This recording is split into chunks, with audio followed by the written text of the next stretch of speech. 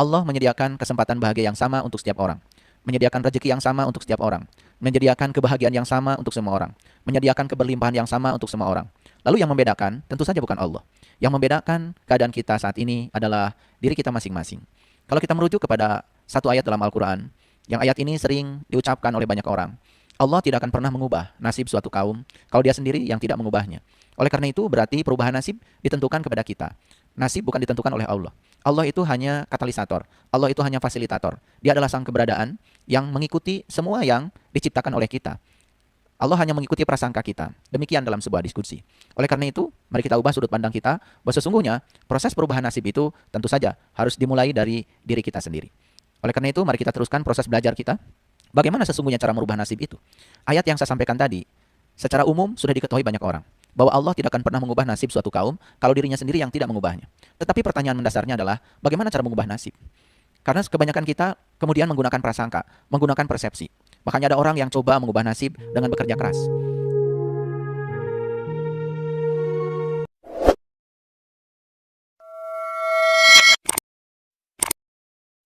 Bismillahirrahmanirrahim.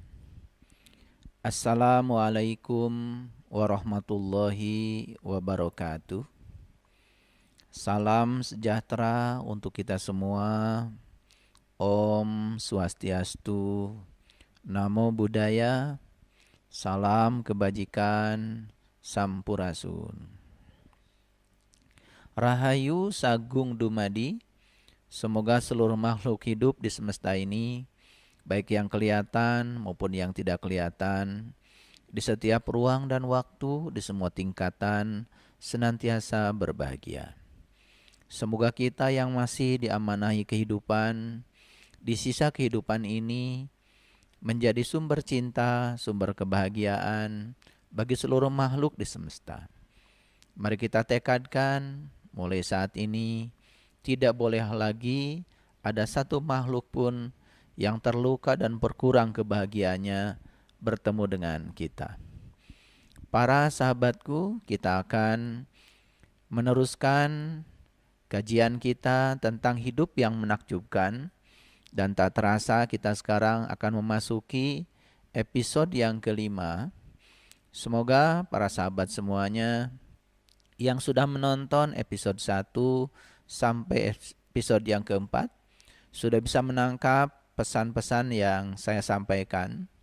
Karena yang saya sampaikan ini bukanlah teori, tetapi pengalaman praktek dan harus dipraktekkan. Karena kehidupan yang menakjubkan tentu saja menjadi dambaan setiap orang, setiap makhluk, setiap manusia yang ada di semesta ini. Oleh karena itu tentu saja kita harus bersyukur karena hari ini, saat ini kita masih diberikan kesempatan untuk meneruskan proses belajar ini. Mari kita hadir di sini saat ini sekarang. Kita rasakan keberadaan Sang Hidup pada diri kita. Karena Dia tidak pernah meninggalkan kita walaupun sedetik pun. Dia tidak pernah tertidur, tidak pernah terkantuk, senantiasa memenuhi seluruh kebutuhan makhluknya. Mari kita puji Dia bersama-sama membaca hamdalah. Alhamdulillahi Rabbil Alamin. Mari kita mohon ridho dan berkahnya. Semoga kajian ini membawa keberlimpahan berkah untuk kita semua. Dan semoga kajian ini bisa mengubah keadaan kita menjadi lebih baik, lebih luas, lebih berkelimpahan, lebih bijaksana, sehingga kita bisa menjadi sumber cahaya bagi seluruh makhluk di semesta ini. Kita sapa asma Allah dengan kelembutan dan cinta, seraya membaca basmalah. Bismillahirrahmanirrahim. Para sahabat, kehidupan yang menakjubkan tentu saja dambaan semua manusia.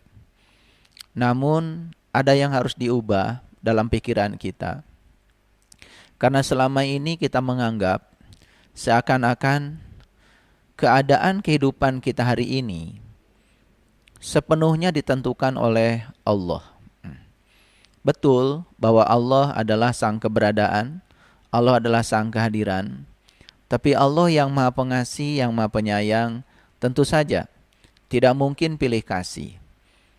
Dia yang maha adil tentu saja tidak mungkin bersikap tidak adil. Mari kita ubah sudut pandang kita dan percayalah bahwa sesungguhnya Allah menyediakan kesempatan bahagia yang sama untuk setiap orang. Menyediakan rezeki yang sama untuk setiap orang. Menyediakan kebahagiaan yang sama untuk semua orang. Menyediakan keberlimpahan yang sama untuk semua orang. Lalu yang membedakan tentu saja bukan Allah. Yang membedakan keadaan kita saat ini adalah diri kita masing-masing. Kalau kita merujuk kepada satu ayat dalam Al-Quran, yang ayat ini sering diucapkan oleh banyak orang.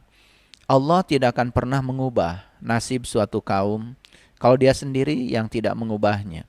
Oleh karena itu berarti perubahan nasib ditentukan kepada kita. Nasib bukan ditentukan oleh Allah. Allah itu hanya katalisator. Allah itu hanya fasilitator. Dia adalah sang keberadaan yang mengikuti semua yang diciptakan oleh kita. Allah hanya mengikuti prasangka kita. Demikian dalam sebuah diskusi. Oleh karena itu, mari kita ubah sudut pandang kita bahwa sesungguhnya proses perubahan nasib itu tentu saja harus dimulai dari diri kita sendiri. Oleh karena itu, mari kita teruskan proses belajar kita. Bagaimana sesungguhnya cara merubah nasib itu? Ayat yang saya sampaikan tadi, secara umum sudah diketahui banyak orang bahwa Allah tidak akan pernah mengubah nasib suatu kaum kalau dirinya sendiri yang tidak mengubahnya. Tetapi pertanyaan mendasarnya adalah bagaimana cara mengubah nasib? Karena kebanyakan kita kemudian menggunakan prasangka, menggunakan persepsi. Makanya ada orang yang coba mengubah nasib dengan bekerja keras. Ada orang juga mencoba mengubah nasib dengan belajar itu, belajar ini. Tentu saja tidak ada yang salah dengan itu. Tetapi kalau kita menemukan ilmunya, ternyata merubah nasib itu sesungguhnya adalah mengubah perasaan kita. Dan perasaan ada hubungannya dengan pikiran. Jadi mengubah nasib adalah mengubah pikiran dan perasaan kita. Walaupun kita sudah kerja keras, walaupun kita sudah kerja cerdas, kita sudah belajar banyak, tetapi kalau kita gagal mengubah pikiran dan perasaan kita, maka kita pun tidak akan pernah menarik semua yang kita dambakan. Itu yang selama ini barangkali kurang disadari oleh kita semua. Para sahabat, kita akan teruskan proses belajar saat ini dan kita akan mengungkap lebih banyak lagi rahasia semesta. Tentu saja rahasia ini hanya ditemukan oleh orang-orang yang kreatif. Hanya ditemukan oleh orang-orang yang mau belajar. Dan bersyukurlah kalau kita saat ini masih memiliki semangat untuk belajar. Karena semangat untuk belajar akan membuat kita menjadi selalu cerdas setiap saat. Karena kebodohan itu sesungguhnya terjadi pada saat kita berhenti belajar. Sebelum saya meneruskan kajian kita selanjutnya, tentu saja seperti biasa saya akan mereview beberapa hal penting yang sudah saya sampaikan pada kesempatan sebelumnya. Di kesempatan sebelumnya saya berbicara tentang titik kritis. Jadi titik kritis ya. Jika kita sudah memberikan lebih dari 50% pikiran dan perasaan positif, kita sudah melewati titik kritis. Jadi titik kritis ini adalah 50%. Sekali lagi, jika kita sudah memberikan lebih dari 50% pikiran dan perasaan positif, kita sudah melewati titik kritis. Jadi titik kritisnya itu adalah 50%. Jika kita sudah mengungkapkan 51% saja, lebih dari 50%, satu saja lebih dari 50%, pikiran dan perasaan positif, maka timbangan kehidupan kita sudah berat ke satu sisi. Nah, kalau timbangan kehidupan kita sudah berat ke satu sisi, yang positif, tentu saja disinilah ya awal kebangkitan keberlimpahan. Nanti akan saya gambarkan secara jelas ya dalam papan tulis supaya para sahabat gampang untuk menangkap apa yang akan saya sampaikan. Saya juga akan menyitir beberapa ayat Al-Quran ya, dan kita buka rahasianya karena banyak sekali di Quran itu cerita tentang timbangan. Timbangan kebaikan ya. Ada yang timbangan kebaikannya banyak, ada yang timbangan kebaikannya ringan. Ya, itu bahasa yang sangat luar biasa kalau kita ungkap kedalamannya. Lalu yang kedua, perlu disadari oleh kita semua, pernah nggak para sahabat mengalami sebuah pengalaman di mana mendapatkan hal yang menyenangkan susul menyusul.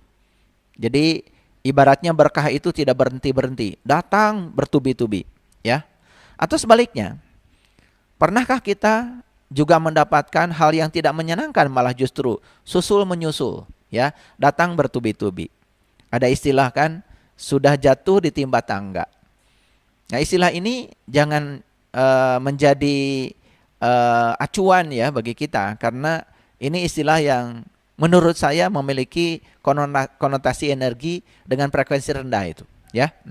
Tentu saja kita ingin yang datang kepada kita susul menyusul itu adalah berkah, hal yang kita cintai dan menyenangkan.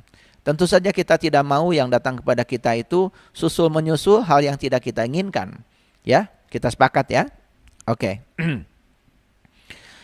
Jadi itu sebetulnya ya, susul menyusul kebaikan yang datang kepada kita atau susul menyusul hal yang tidak menyenangkan datang kepada kita, itu artinya sebetulnya hukum tarik menarik sedang bekerja. Nah, dan siapa yang mendatangkan hal baik susul menyusul kepada kita atau hal yang kurang menyenangkan susul menyusul kepada kita, sebetulnya magnetnya adalah diri kita sendiri. Di kajian sebelumnya saya sudah menyampaikan bahwa sesungguhnya diri kita ini adalah semacam benda magnetis yang siap menarik semua yang ada di sekitar magnet itu yang terpengaruhi oleh medan magnet kita sendiri, ya. Jadi itu semacam cermin, ya, semacam cermin.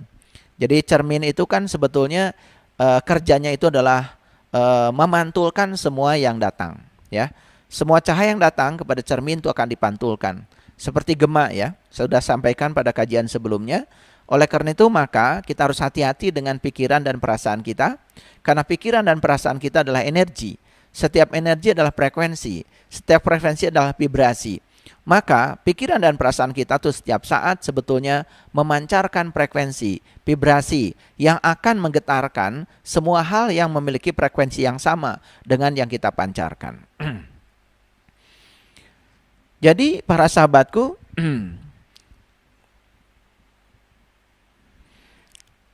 begitulah caranya ya, kita dapat menjalani kehidupan yang menyenangkan dan selama-lamanya akan terlindung dari mara bahaya. Demikianlah caranya kita menjadikan kekuatan positif ya ketika keadaan kelimpahan dan keselarasan tertarik kepada kita. Itu yang dikatakan tadi oleh saya, ada orang yang mengalami keadaan di mana hal yang diinginkan dan dicintai datang susul menyusul. Baik ya, saya mohon izin untuk menjelaskan ada satu ayat dalam Al-Quran yang sangat saya kagumi dan ini luar biasa kalau bagi saya. A'udzubillahi minasyaitonirrajim. Bismillahirrahmanirrahim. Fa amma man sakulat mawazinuhu fahuwa fi 'isyatir radiyah.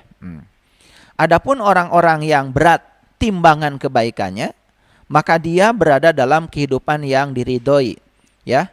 Fahuwa fi 'isyatir radiyah. Berada dalam kehidupan yang diridhoi, berada dalam kehidupan yang memuaskan, berada dalam kehidupan yang berkelimpahan. Tapi syaratnya satu, ya, timbangan kebaikannya itu harus lebih berat. Nah, ini ada kaitan dengan yang saya sampaikan tadi. Bagaimana kita bisa melampaui titik kritis? Jadi kalau timbangan ya, kalau kiri dan kanan itu seimbang, itu artinya kita masih berada di titik keseimbangan. Nah, itu yang namanya titik kritis. Lampaui saja sedikit ya, titik kritis. Misalkan kita melampaui 51% saja. 1% dari angka 50% berarti sudah bergeser ke arah yang lebih berat timbangan kebaikannya. Nah, satu ayat lagi ya yang perlu kita cermati, ini sangat luar biasa.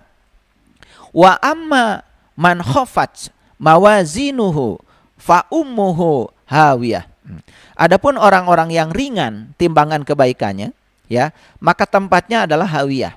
Jadi hawiyah ini sering dikonotasikan dengan tempat yang menyengsarakan, atau sebut saja kesengsaraan, atau sebut saja seperti yang saya sampaikan tadi, datangnya hal yang tidak kita harapkan bertubi-tubi dalam kehidupan kita yang menimbulkan kesengsaraan. Jadi ini adalah konsep tentang timbangan. Oleh karena itu maka saya akan coba gambarkan ya. Jadi kalau kita menggambarkan ini dalam sebuah garis bilangan seperti ini ya. Ini adalah garis bilangan ya. Jadi kalau ini adalah titik kritisnya tadi, ini adalah 50% gitu ya. Jadi berarti daerah sini ini adalah daerah yang negatif. Karena kurang dari 50% berarti timbangan akan berat ke kiri ya. Tapi kalau bagian yang sini ini adalah yang positif ya. Positif ya. Berarti geser saja ke sini satu, misalkan 51 di sini ya, 51%. Ini berarti kita sudah melampaui titik kritis. Ini yang disebut dengan titik kritis ya. Titik kritis. Nah, kalau 49% berarti kita timbangan akan condong ke sebelah kiri. Kalau 51% timbangan akan condong sebelah kanan. Jadi kalau kita masih di wilayah sini, misalkan 49%, apalagi ke sini, ya ke daerah sini, maka timbangan akan condong ke sebelah kiri. Itu artinya apa? Artinya ya kita akan mengalami ya hal yang tidak menyenangkan bertubi-tubi. Nah, tetapi kalau kita sudah bisa melampaui titik kritis, bergeser 1% saja menjadi 51% ke sebelah kanan, berarti kita sudah memiliki timbangan kebaikan melampaui titik kritis. Itu yang dikatakan di dalam Al-Quran tadi, seperti yang saya sampaikan tadi ya di dalam ayat tadi ya, fa amma man sakulat mawazinuhu fahuwa fi isyatir radiyah. Nah, kira-kira ayat ini kalau digambarkan secara secara sketsa supaya gampang dipahami seperti ini. Jadi para sahabat begini, kalau misalkan ini adalah perasaan. Ini saya sudah berbicara di dimensi perasaan ya. Dan perasaan sudah kita pahami sebelumnya ada kaitan dengan pikiran. Pikiran dan perasaan itu adalah timbal balik. Pikiran itu medan listriknya adalah, medan energinya adalah medan listrik, sedangkan perasaan itu medan energinya adalah medan magnet. Sehingga kalau pikiran dan perasaan ini sudah koheren ya, sudah selaras, baik selaras positifnya maupun selaras negatifnya, itu sangat berbahaya ya. Kalau selaras positifnya kita akan bertubi-tubi mendapatkan hal yang kita inginkan, tapi kalau selaras negatifnya antara pikiran dan perasaan akan bertubi-tubi mendapatkan yang tidak diinginkan secara terus-menerus. Nah, kita ambil ini perasaan. Sebut saja perasaan ini adalah positif. Ya. Saya menggambarkan positifnya 1, artinya apa? Artinya perasaan ini positifnya volumenya belum begitu besar, tetapi sudah melampaui titik kritis. Artinya sudah melampaui 50%, ya. Walaupun 51% itu artinya sudah timbangan berat ke sebelah kanan sebagaimana ayat tadi. Jadi barang siapa yang timbangan kebaikannya ya lebih berat, maka dia akan berada dalam kehidupan yang memuaskan. Tetapi barang siapa yang timbangan kebaikannya lebih ringan, nah ini kan kata-kata dalam Al-Quran luar biasa. Jadi lebih berat atau lebih ringan itu tidak berbicara timbangan keburukan. Kan Qurannya tidak mengatakan barang siapa yang keburukannya lebih banyak, tidak. Tapi barang siapa yang timbangan kebaikannya lebih ringan. Nah ini. Itu artinya ya, kembali lagi pada kajian kita sebelumnya, bahwa ya yang disebut dengan kegelapan itu adalah ketiadaan cahaya. Jadi sebetulnya ketiadaan cahaya atau kehadiran cahaya. Makanya banyak positifnya atau sedikit positifnya begitu, bukan banyak negatifnya. Nah, barangkali kalau dalam fisika ya, ada yang disebut dengan ion positif, ion negatif. Nah, ion positif itu adalah suatu benda yang ya netralitas kelistrikannya itu terganggu dan dia lebih banyak kalau yang ion negatif lebih banyak memiliki elektron. Nah, yang namanya ion positif bukan lebih banyak memiliki proton, bukan, karena proton ada dalam inti atom. Tetapi yang disebut dengan ion positif itu dia kekurangan elektron. Jadi kelebihan elektron atau kekurangan elektron. Di ayat ini ya kelebihan kebaikan atau kekurangan kebaikan, tidak disebut kelebihan keburukan. Itu luar biasa ya. Jadi selaras ya antara dunia fisika dengan dunia metafisika itu sangat luar biasa. Kalau kita mau mengkajinya lebih dalam, itu sangat keren sekali. Apalagi kalau kita bisa mengimplementasikannya dalam kehidupan kita. Baik ya, perasaan positifnya cuma satu. Tetapi lumayan, berarti kita sudah di atas titik kritis. Maka di sini akan timbul yang disebut dengan hal yang diinginkan. Hal yang diinginkan. Jadi hal yang diinginkan atau hal yang dicintai, yang kita sukai akan terjadi. Ya, karena sudah saya jelaskan sebelumnya, kalau pikiran dan perasaan itu adalah Sang Pencipta. Jadi itu yang membuat keadaan kita. Lalu Allah itu adalah Sang Keberadaan, hanya merespon apa yang kita ungkapkan. Oleh karena itu maka nasib kita penentunya adalah diri kita sendiri. Jadi kalau kita mau mengubah nasib, berarti ubahlah pikiran dan perasaan kita. Maka hal yang diinginkan akan dapat satu.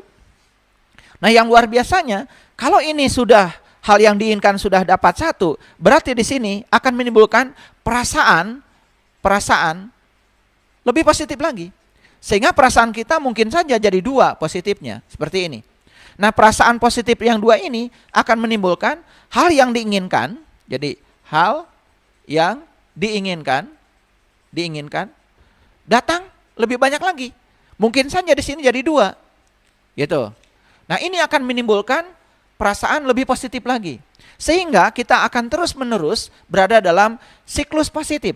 Sehingga yang kita harapkan, yang kita cintai, yang kita inginkan, yang kita dambakan datang bertubi-tubi. Itu yang dikatakan fa'amma man sakulat mawazinuhu fahuwa fi isyatir radiyah.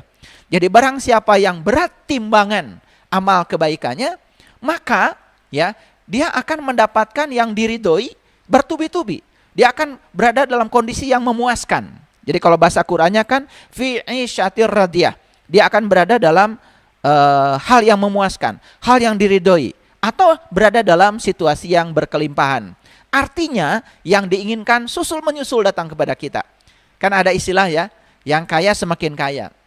Nah kemudian ada istilah lain ya, yang kurang kaya semakin kurang kaya. Kenapa? Ya sepanjang tidak bisa mengubah pikiran dan perasaannya, maka nasibnya tidak akan berubah walaupun dia sudah bekerja keras. Makanya kan ada orang dikasih modal 1 miliar, 2 miliar, 3 miliar, berapapun modal yang diberikan kepada dia, maka dia di bisnisnya tidak berjalan atau usahanya tidak berjalan, boro-boro menghasilkan untung, modal saja tidak kembali lagi. Itu artinya apa? Karena pikiran dan perasaannya itu masih ringan timbangan kebaikannya. Artinya pikiran positif, perasaan positifnya masih belum melampaui titik kritis. Nah itu. Nah sekarang kalau kita ganti ya, sekarang kita ganti ini dengan negatif. Misalkan negatifnya 1. Ketika perasaan negatif pasti akan menimbulkan hal yang tidak diinginkan. Berarti yang tidak diinginkan juga akan datang. Nah di sini tentu saja negatif. Hal yang tidak diinginkan tentu saja tidak diharapkan kedatangannya. Perasaan kita di sini mungkin tambah negatif. Negatifnya jadi 2. Nah perasaan ini berbahaya, akan menghasilkan hal yang tidak diinginkan lebih banyak lagi. 2 misalkan. Ini akan menimbulkan lagi perasaan lebih negatif lagi.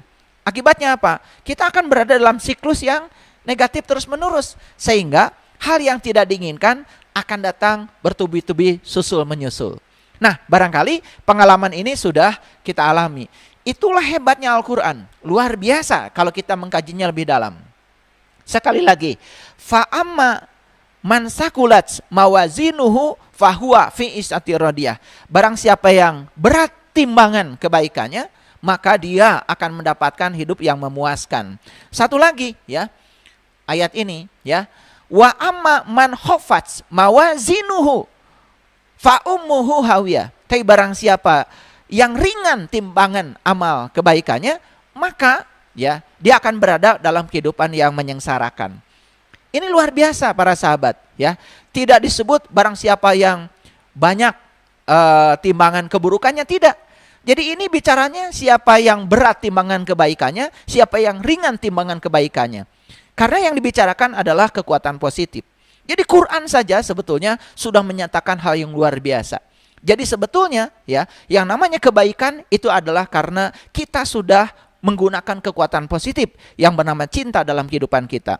Sebetulnya orang yang melakukan keburukan karena dalam dirinya tidak ada cinta, tidak ada kekuatan positif. Dan itu tidak disebut sebagai kekuatan negatif. Pokoknya ketidakhadiran kekuatan positif itu yang membuat seseorang melakukan keburukan. Jadi orang yang melakukan kebaikan karena dalam dirinya ada kehadiran Tuhan. Orang yang melakukan keburukan karena dalam dirinya tidak ada kehadiran Tuhan. Itu saja sebetulnya, ya. Dan itu harus dipahami secara cermat supaya kita tidak salah persepsi dalam memandang kehidupan. Baik ya, ini adalah prolog dari kajian kita yang sebelumnya dan kita akan masuk sekarang lebih dalam lagi. Baik ya, para sahabat, sudah saya jelaskan seperti ini ya. Jadi kalau timbangan kita ingin membeli beras 1 kilo. Pastikan akan dikasih batu 1 kilo di kiri, dan kalau beras itu sudah bisa menyamai batu 1 kilo, itu namanya sudah seimbang. Itu titik kritis. Coba lampaui aja sedikit ya, berasnya ditambah 1 ons, itu sudah pasti timbangan akan condong ke beras, ya kan? Nah, tapi kalau misalkan kurang berasnya, timbangan akan condong ke batu timbangan yang 1 kilo.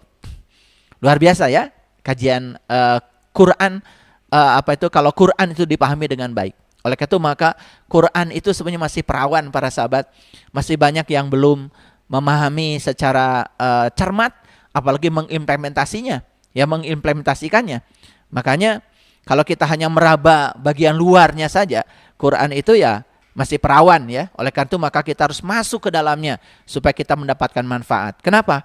Karena Quran itu adalah hudan, petunjuk. Quran itu adalah petunjuk ya untuk membuat kehidupan kita penuh dengan keberlimpahan, penuh dengan kebahagiaan, penuh dengan berkah dalam keadaan yang penuh diridhoi oleh sang pemilik semesta ini. Baik ya, saya simpulkan dulu. Jadi untuk mengubah hidup kita, yang harus kita lakukan adalah memberikan 51% waktu ya untuk memberikan cinta lewat pikiran dan perasaan baik. Jadi kita harus bisa ya memberikan waktu agar pikiran dan perasaan kita ini ya selalu berada dalam kondisi baik. Jadi pikirannya baik, perasaan kita baik, dan kalau kita bisa memberikan waktu 51% saja, maka di situ akan terjadi yang namanya percepatan. Nah, percepatan itu artinya apa? Kebaikan atau hal yang diinginkan dalam hidup kita akan datang susul menyusul. Dan ini bisa dipraktekkan para sahabat, luar biasa. Ini harus dipraktekkan ya. Jadi begitu 51% tercapai, maka kita akan mengalami percepatan dan perbanyakan berbagai hal yang menyenangkan dalam hidup. Susul menyusul. Ya, makanya pernah mungkin melihat ada orang, loh kok ya dia itu berkahnya luar biasa ya. Ya, susul menyusul. Jadi rezekinya datang susul menyusul, kemudian hubungan sosialnya juga luar biasa, pertemanannya juga luar biasa, bertemu dengan orang-orang yang menyenangkan, orang-orang yang membawa berkah, kesehatan tubuhnya juga luar biasa. Ya. Kan kita banyak menyaksikan yang semacam itu. Cuman kita selama ini terhenti hanya menganggap seakan-akan apa yang terjadi pada mereka itu karena nasib mereka ditentukan oleh Allah. Padahal sebetulnya nasib mereka ditentukan oleh mereka sendiri. Ya, Allah itu adalah sebagai penentu, betul. Tetapi Allah itu tergantung kepada diri kita masing-masing. Makanya kalau kita belajar letting go ya, Letting Go dari David Hawkins, itu buku yang sangat saya kagumi ya. Diajarkan tentang bagaimana cara kita melepas.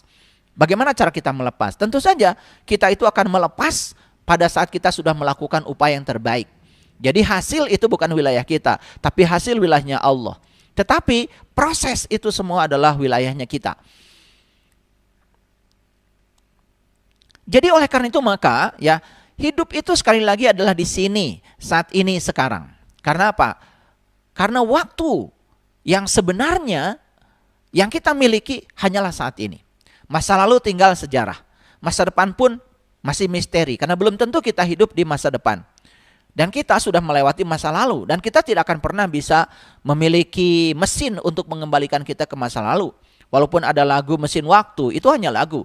Itu kan sebetulnya hanya ilusi pikiran. dan seakan-akan kita bisa kembali ke masa lalu. Oleh karena itu maka hidup itu di sini, saat ini, sekarang. Jadi oleh karena itu para sahabat, mari kita nikmati ya setiap saat yang kita miliki. Jangan pinjamkan saat yang kita miliki ini untuk hari esok. Karena apa? Setiap saat yang kita miliki, di situ sebetulnya terjadi proses penciptaan. Oleh karena itu maka kita jaga pikiran dan perasaan kita setiap saat. Karena apa? Saya pernah mengatakan ya bahwa perasaan kita saat ini lebih penting dari segalanya. Karena apa? Perasaan kita saat ini sedang menciptakan kehidupan kita. Karena perasaan ada timbal balik dengan pikiran. Jadi setiap hari, setiap saat adalah kesempatan untuk hidup baru. Jadi kenapa kita dibangunkan hari ini? Kemarin kita hidup, sebelumnya kita hidup. Dan kenapa terus-menerus kita diberi kesempatan untuk hidup? Barangkali banyak yang tidak mengerti pesan apa di balik semua itu. Setiap hari, setiap kesempatan yang kita berikan kepada kita, sesungguhnya untuk menciptakan kehidupan yang baru.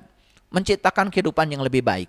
Oleh karena itu bagi orang yang punya kesadaran, sebetulnya saat bangun pagi, penuh semangat. Karena apa? Karena dia tahu akan mendapati kehidupan yang berbeda dengan kehidupan yang sebelumnya. Karena setiap hari kita berdiri di titik persimpangan hidup sebetulnya. Setiap hari itu kita berdiri di titik persimpangan hidup. Ya, terserah. Titik persimpangan itu adalah titik kritis. Kita mau bergeser ke 51% atau kita mau bergeser ke 49%, itu semua pilihan ada pada kita.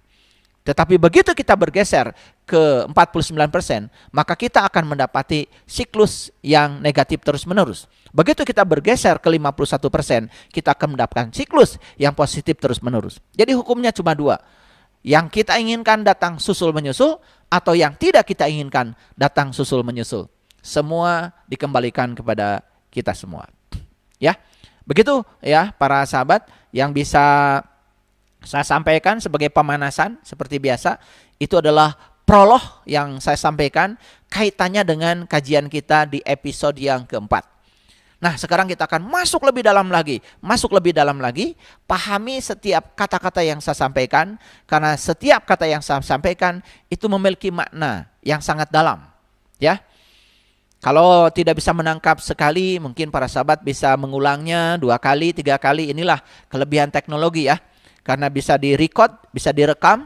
Jadi para sahabat bisa mengulang-ulangnya berkali-kali sampai betul-betul memahaminya. Jadi para sahabat, penciptaan itu ternyata tiada henti. Tidak ada titik henti proses penciptaan. Makanya orang-orang fisika juga mengatakan bahkan alam semesta ini sebetulnya tidak pernah berhenti berkembang. Jadi bumi ini, alam semesta ini terus mengembang. Kita tidak melihat kejadian apa-apa di sekitar bumi kita. Padahal sebetulnya ya, laporan dari teleskop yang dipasang di luar angkasa, mereka melaporkan ternyata begitu banyak kejadian di sana. Bahkan yang disebut dengan kematian bintang, kemudian bagaimana bintang-bintang yang mati itu ditelan oleh lubang hitam, bagaimana massa yang masif itu meledak, bahkan itu terus-menerus terjadi. Cuman ya alhamdulillah ya, kejadian itu tidak disaksikan dekat dengan bumi kita, sehingga kita di sini merasa aman, nyaman, seakan-akan bahwa bumi ini statis. Padahal sebetulnya alam semesta ini terus berkembang dan dinamis. Oleh karena itu maka proses penciptaan itu terjadi setiap saat, tiada henti. Jadi setiap saat dalam hidup adalah saat penciptaan. Tiada henti, dan semesta ini berkelimpahan tiada batas. Jadi oleh karena itu ada kata-kata bijak yang sangat luar biasa. Ya, bumi ini sebetulnya cukup buat semua orang yang bersyukur. Tapi bumi ini mungkin saja tidak cukup bagi satu orang yang serakah. Oleh karena itu maka jangan khawatir para sahabat, berapapun penduduk bumi ini ya yang datang dilahirkan, tentu saja ya sang pemilik semesta sudah tahu bagaimana cara untuk mencukupi semua kebutuhannya. Yang paling penting kita bisa menggunakan pikiran dan perasaan kita selalu positif. Apalagi kalau pikiran dan perasaan kita itu bisa melampaui 51%, tentu saja ya semakin volume pikiran dan perasaan kita semakin positif, maka hal yang positif akan semakin datang bertubi-tubi dalam kehidupan kita. Itu yang disebut dengan keberlimpahan. Oleh karena itu ya, mari kita ajukan sesuatu permohonan dengan jelas ya lewat pikiran dan perasaan kita. Jadi barangkali kita sering mengatakan, kok ya permohonan saya tidak dikabul. Mungkin saja ya, apa yang kita ajukan itu permohonan kita ini kurang jelas ya. Artinya tidak diperjelas ya di pikiran dan perasaan kita. Segala sesuatu yang kita dambakan akan datang kepada kita kalau itu sudah diperjelas di pikiran dan perasaan kita. Diperjelas di pikiran dan perasaan kita. Bagaimana cara memperjelas itu? Itu yang akan saya sampaikan saat ini. Ya. Jadi dalam episode kita kali ini akan dijelaskan betapa mudahnya memperoleh uang. Betapa mudahnya memperoleh kesehatan. Betapa mudahnya bisa mencapai karir yang kita inginkan. Betapa mudahnya kita bisa melakukan usaha. Betapa mudahnya kita bisa memiliki hubungan dengan kekuatan cinta. Semua itu sebetulnya sangat mudah kalau kita tahu ilmunya, tahu caranya. Oleh karena itu maka dalam episode yang kelima ini akan dijelaskan rahasia mudah, langkah-langkahnya, proses penciptaan ini seperti apa. Bagaimana cara mewujudkan segala sesuatu keinginan kita, bahkan keinginan yang spesifik sekalipun. Di sini ya akan diberikan rahasia untuk memperoleh yang diinginkan atau untuk mengubah sesuatu yang tidak kita inginkan. Karena apa? Memperoleh yang kita inginkan atau mengubah sesuatu yang tidak kita inginkan, sebetulnya prosesnya sama saja. Semua ada di pikiran dan perasaan kita. Ya, itu. Baik ya. Nah, kembali kepada proses penciptaan. Bagaimana proses penciptaan? Kembali lagi para sahabat, kita harus kembali mendudukkan bahwa dalam Quran surat Al-Fatihah Allah mengatakan Alhamdulillahi Rabbil Alamin. Segala puji milik Allah dan Allah adalah Rabb bagi sekalian alam. Jadi kalau alamin itu dalam bahasa Arab itu sering diartikan berasal dari kata alamat. Jadi alamat itu adalah ciri. Karena apa? Semua yang di semesta ini, baik yang kelihatan maupun yang tidak kelihatan, menandakan keberadaannya, menandakan kehadirannya. Karena tidak ada satu ruang pun di semesta yang tidak ada kehadirannya, yang tidak ada keberadaannya. Jadi sebetulnya ya bukan Allah yang ada dalam diri kita, tapi diri-diri kita ini, semua makhluk ini sebetulnya ada dalam dirinya Allah, ada dalam dirinya Tuhan. Oleh karena itu, orang-orang yang sampai hari ini merasa ada ilusi keterpisahan dengan Tuhannya, sama saja seperti seekor ikan yang setiap saat mengambil kehidupan dari samudra, tapi dia masih mempertanyakan di mana samudra. Makanya sekali-kali ikan itu perlu loncat dari samudra. Maka ketika ikan itu loncat dari laut, dia baru bisa menyaksikan, oh ternyata ya itulah tempat hidup saya. Makanya untuk tahu bahwa dia selama ini tinggal dalam laut, sekali-kali dia harus keluar dari lautan. Makanya coba perhatikan ya, ikan lumba-lumba ya, ada yang loncat ke atas. Kenapa loncat ke atas? Dia sedang merasakan sensasi. Bagaimana keluar dari medan kehidupannya sendiri. Sehingga dia bisa meyakinkan bahwa sebetulnya dia bersama dengan tempat hidupnya. Baik ya, kita masuk lagi kepada proses penciptaan. Jadi proses penciptaan itu para sahabat cuma 3 saja. Sangat sederhana. Yang pertama, bayangkanlah. Yang kedua, rasakanlah. Yang ketiga, terimalah. Ini kata-katanya sederhana, tetapi harus dipahami dengan cermat. Jadi yang pertama, bayangkanlah. Yang kedua, rasakanlah. Yang ketiga, terimalah. Nah, oleh karena itu maka Einstein pernah mengatakan, ya, jadi kalau pikiran itu hanya menghubungkan kita dari A ke B, sedangkan imajinasi bisa menghubungkan kita dari A ke B, ke C, ke D, sampai ke Z, bahkan tanpa batas. Itulah hebatnya imajinasi.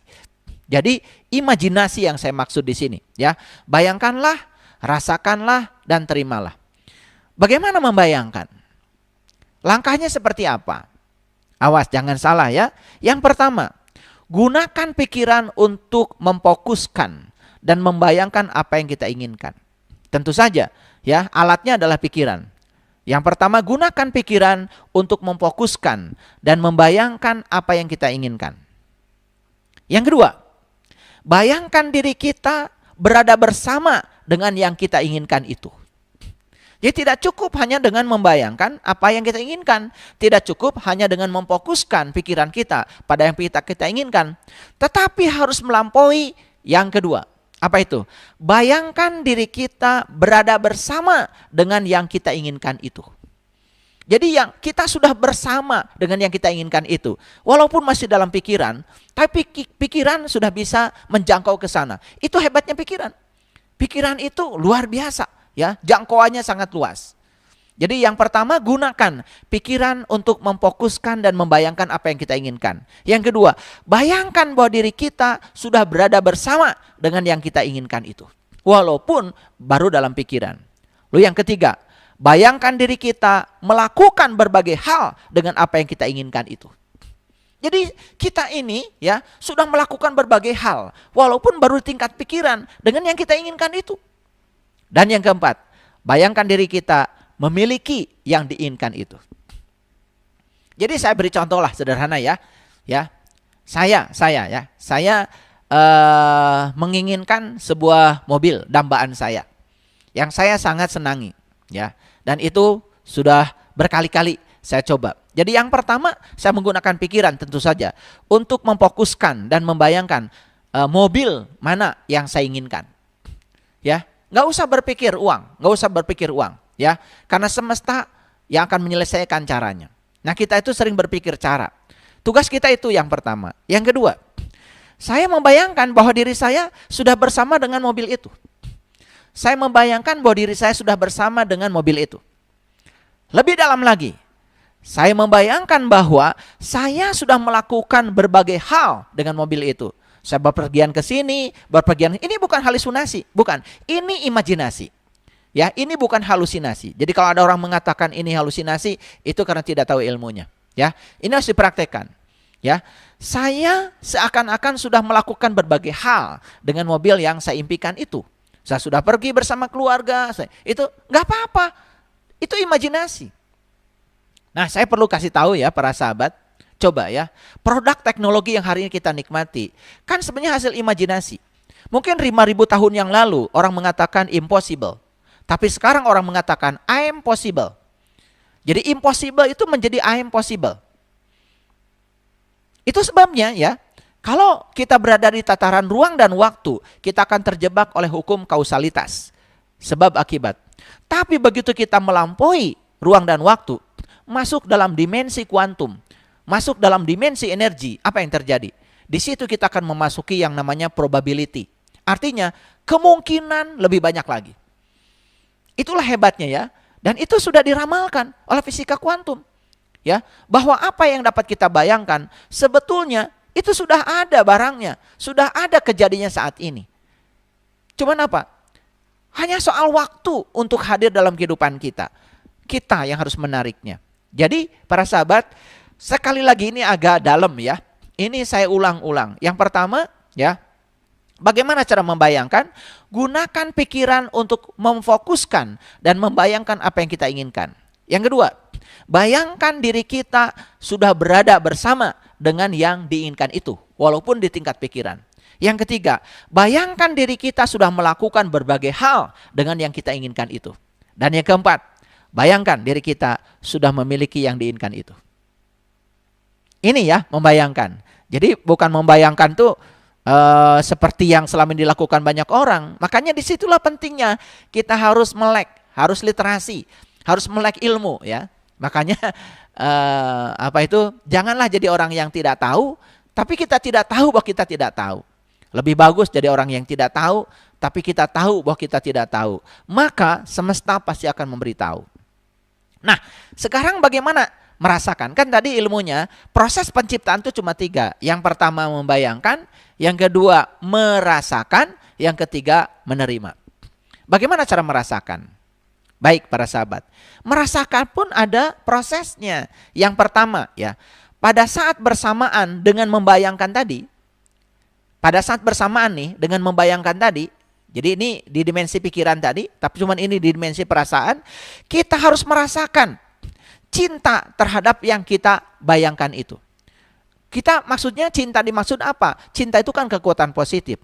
Jadi kita merasakan hal positif ya dengan yang kita bayangkan itu. Itu pada saat bersamaan dengan membayangkan, kita harus merasakan kekuatan positif terhadap apa yang kita bayangkan itu. Jangan ada ketiadaan kekuatan positif. Yang kedua, kita harus membayangkan dan merasakan berada bersama dengan yang kita inginkan itu.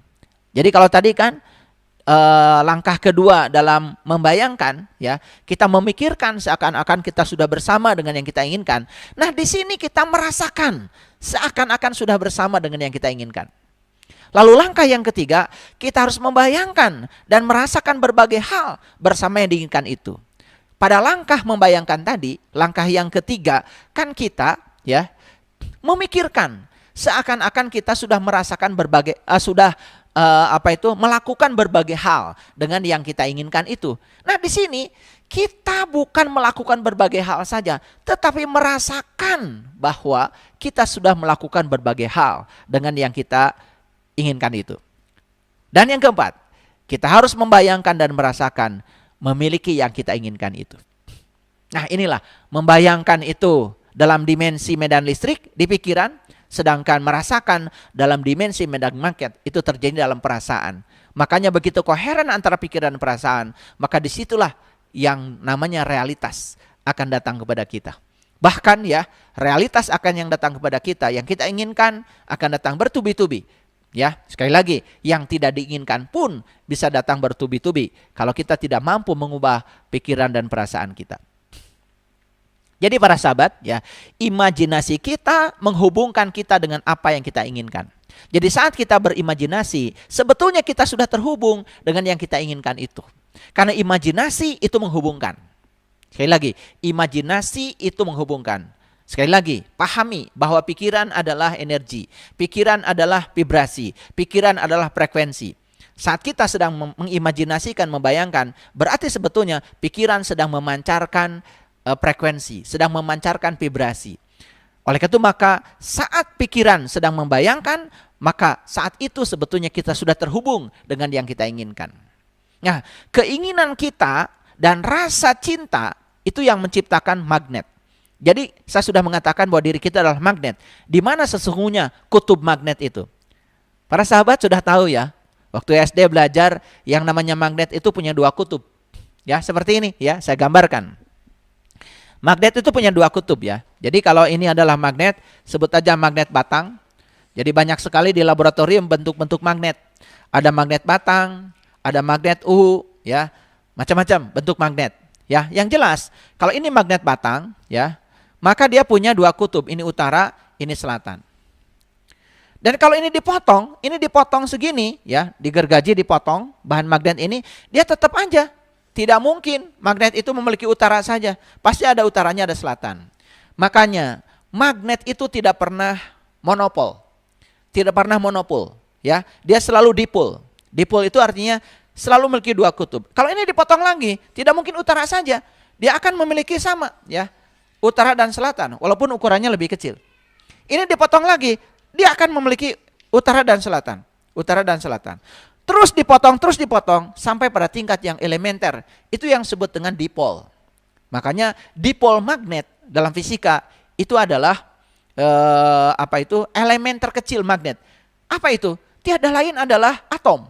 Makanya dalam atom itu ada inti atom, ada elektron yang bergerak mengelilingi inti. Dan ketika elektron bergerak mengelilingi inti, dia seperti arus listrik. Makanya dalam fisika itu yang namanya dipol magnet, rumusnya M, itu tiada lain adalah berapa besarnya arus, berapa besarnya luas. Jadi ketika arus listrik dikalikan luas yang dikelilinginya, itu yang disebut dengan dipol magnet. Nah, itulah yang disebut dengan magnet elementer. Maka magnet tidak pernah monopol, selalu dipol. Nah, jadi kalau magnet aja dipol, ada utara selatannya. Kalau tubuh kita magnet, di mana sebetulnya kekuatan magnet tubuh kita? Satu di pikiran, itu utaranya. Satu di perasaan. Itu adalah selatannya. Jadi kalau pikiran dan perasaan ini, itu adalah bagian yang paling kuat. Maka oleh karena itu, maka pikiran dan perasaan berpadu, itu yang menjadi sifat magnetis. Maka diri kita ini adalah magnet. Kalau diri kita magnet, kan diri kita bisa menarik semua ya hal yang di sekitar magnet kita. Terserah kita mau menarik apa. Mau menarik yang positif atau menarik negatif, semua urusan ada pada kita. Jadi dari sini bisa paham, ya para sahabat. Ya, ini saya jelaskan aspek sainsnya supaya semuanya mengerti. Baik, ya. Jadi keinginan kita dan rasa cinta itu menciptakan magnet. Sekali lagi, yang saya maksud dengan rasa cinta itu adalah kekuatan positif, bukan rasa perasaan, ya. Gitu. Makanya manusia itu cuma dua. Ada yang kehadiran cinta, ada yang tidak kehadiran cinta. Makanya begitu kita sadar bahwa diri kita punya cinta, itu kekuatan positif. Tugas berikutnya adalah menggunakan kekuatan positif itu. Nah, menggunakan kekuatan positif namanya mencintai. Jadi banyak orang yang punya cinta. Dia punya kekuatan positif, tapi dia tidak mampu menggunakan kekuatan positif itu. Ya, makanya dia punya cinta tetapi tidak bisa mencintai. Nah, keinginan kita dan rasa cinta menciptakan magnet. Jadi mengerti ya, keinginan berasal dari pikiran, rasa berasal dari perasaan, dan itu akan membentuk kutub-kutub magnet. Makanya kalau digambarkan medan magnetnya seperti ini para sahabat. Jadi bagian yang ini itu, jadi magnet itu ya punya yang disebut dengan garis gaya magnet. Ya seperti ini, keluar dari utara masuk ke selatan. Ini juga sama, keluar dari utara masuk ke selatan. Nah, bagian yang sini terus begitu ya. Gitu. Ini juga sama. Nah, perhatikan ya, bagian yang sini ini kalau digambarkan semuanya, ini kan bagian yang paling rapat. Bagian yang paling rapat. Bagian yang paling rapat. Tapi bagian sini renggang. Itu artinya bagian sini kekuatan magnetnya kuat. Bagian sini kekuatan magnetnya kuat. Dan ternyata bumi kita pun sebetulnya dipol. Karena bumi ini punya kutub utara magnet, punya kutub selatan magnet. Bayangkan ya, bumi saja magnet. Jadi sebetulnya semua yang di alam ini bersifat magnet para sahabat. Cuman kita tidak pernah menyadari. Kalau tubuh kita ini istrinya cuma dua. Tubuh kita isinya cuma dua. Satu listrik, dua kimia. Makanya kalau sistem kelistrikan dan kimiawi tubuh kita bagus, maka tubuh ini akan memproduksi hormon-hormon yang menyehatkan. Tubuh kita menjadi sangat sehat, tidak mudah sakit. Sebaliknya ya, kalau sistem kelistrikan, sistem kimia dalam tubuh kita itu kurang bagus, itu yang menyebabkan tubuh kita sangat rentan terhadap penyakit. Ya, jadi disinilah pentingnya peran diri kita dalam proses penciptaan. Yuk, kita mau berperan apa dalam proses penciptaan gitu? Ulangi ya, proses penciptaan cuma 3. Membayangkan, merasakan, kemudian menerima. Nah, kuncinya di mana? Kuncinya di membayangkan, tadi ada 4 langkah, di merasakan ada 4 langkah. Ulang-ulang para sahabat, sampai para sahabat mengerti ini. Lalu dipraktekkan. Laporkan pada saya. Luar biasa ya hasilnya. Baik. Nah, jadi yang tadi baru 2 langkah ya. Yang pertama membayangkan, yang kedua adalah merasakan. Nah, bagaimana langkah untuk menerima? Awas ya, menerima tuh bukan begini, bukan begitu ya. Ini ada ilmunya. Yang pertama, langkah yang pertama. Kekuatan cinta atau kekuatan positif akan bekerja lewat kekuatan alam. Jangan lupa ya, kekuatan positifnya akan bekerja lewat kekuatan alam. Jadi alam ini ya tidak diam. Dia punya kekuatan. Baik yang kasat mata maupun yang tidak kasat mata. Untuk apa? Untuk menghadirkan apa yang kita inginkan. Jadi sebetulnya yang kita inginkan ini tentu saja bukan dihadirkan oleh kita. Dihadirkan oleh kekuatan alam. Nah sekarang bagaimana kekuatan cinta kita itu bisa ya menggerakkan agar kekuatan alam bekerja untuk menghadirkan yang kita inginkan. Itu langkah yang pertama. Yang kedua, pahami.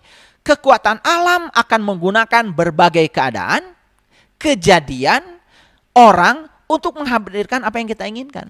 Jadi, ya cara alam menghadirkan yang kita inginkan ini pasti dong menggunakan berbagai keadaan atau orang, ya, atau apa saja yang menjadi lantaran. Kan tidak mungkin kan uang jalan ke rumah kita karena dia tidak punya kaki. Pasti datang ke rumah kita itu ya lewat kita berhubungan dengan orang, mungkin saja ada hubungan bisnis, ada hubungan apa, ada hubungan kasih sayang, sehingga orang bisa memberikan uang. Kan uang itu datang kepada kita dibawa oleh orang, tapi orang ini digerakkan siapa? Digerakkan oleh kekuatan alam. Lalu kenapa alam bisa menggerakkan orang ini? Karena kita yang mengundangnya. Kita yang mengundangnya lewat pikiran dan perasaan kita. Ya, itu mekanismenya. Jadi apapun yang kita inginkan, kita harus menginginkannya dengan sepenuh hati. Jadi kenapa yang kita inginkan tidak datang kepada kita? Saya pastikan para sahabat menginginkannya tidak sepenuh hati. Membayangkan dan merasakannya tidak sepenuh hati. Langkah membayangkan dan langkah merasakannya belum tahu caranya. Dan saat ini di episode yang kelima saya beritahu caranya. Luar biasa ya, silakan dipraktekkan. Jadi keinginan itu adalah cinta. Kembali lagi kepada episode yang pertama, episode 1. Adakah teknologi ini kalau tidak ada cinta? Tidak ada, bukan? Karena apa? Para ilmuwan melakukan penelitian, ya. Penelitian tentang optik, penelitian tentang listrik, tentang magnet, tentang gelombang, tentang termodinamika. Kan semua itu karena ada keinginan. Keinginan untuk mendapatkan sesuatu, rahasia alam, yang ketika rahasia itu diciptakan dalam teknologi, membuat kehidupan manusia menjadi mudah. Coba bayangkan para sahabat, apakah video ini bisa dinikmati oleh para sahabat kalau tidak ada kamera? Apakah video ini bisa dinikmati para sahabat kalau tidak ada IT? Kan tidak ada. Dan semua penciptaan, semua penemuan bukankah sebetulnya berasal dari keinginan positif yang dimiliki oleh para ilmuwan? Maka kita harus berterima kasih pada mereka. Kalau nggak ada mereka tidak ada teknologi. Jangan menganggap mereka ini ya cuma-cuma. Karena penemuan itu sambung menyambung para sahabat. Dan tidak ada satu penemuan yang berdiri sendiri. Ya, semua penemuan itu bersambung menyambung. Makanya kalau dalam riset selalu ada yang disebut dengan rekomendasi atau saran. Jadi riset ini bisa dilanjutkan untuk kondisi yang berbeda. Itu kan biasanya seorang peneliti ngasih saran di akhir kesimpulannya. Dan saran itu untuk ditindaklanjuti oleh peneliti berikutnya. Karena apa? Keterbatasan waktu. Ya, karena apa? Kan tidak ada orang yang abadi. Tetapi ilmu pengetahuan abadi. Sambung menyambung. Itulah luar biasanya.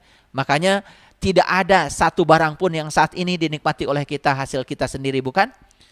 Bahkan kita tidak pernah memakan beras hasil tanaman kita.